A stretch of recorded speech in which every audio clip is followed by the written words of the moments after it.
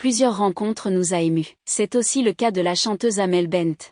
Tout au long de vie, la star de la chanson a tissé des liens personnels et professionnels forts avec le monument de la musique Charles Aznavour, sans jamais avoir croisé sa route. Une immense figure paternelle pour la jeune maman. Comme je ne voyais pas mon papa, bizarrement, dans mon inconscient, Charles Aznavour, c'est devenu le papa, la voix masculine.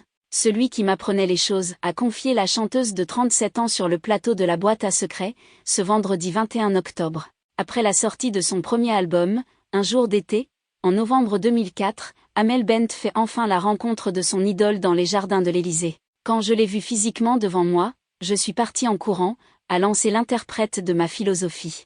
C'est vrai ? De stress, a demandé Faustine Bollard. Ah oui, de tout. C'était trop pour moi, je me suis dit, en vrai, ma vie, c'est un film, a répondu la mère de famille avec beaucoup d'émotion. Comment c'est possible qu'à la force de mes rêves, à la force de cet amour, de tout ce qu'il m'a appris sans savoir que j'existais, nos vies se soient croisées? C'est ça qui m'a perturbée quand je l'ai vu, a expliqué Amel Bent. Si, à la vue de son idole, Amel Bent a failli faire demi-tour, la coach de The Voice s'est rapidement ressaisie. Quand il s'est retrouvé devant moi, je me suis dit, comment c'est possible que moi, Amel, la petite Courneuvienne qui l'écoutait à 3 ans avec ma pauvre cassette, se retrouve face à ce monsieur?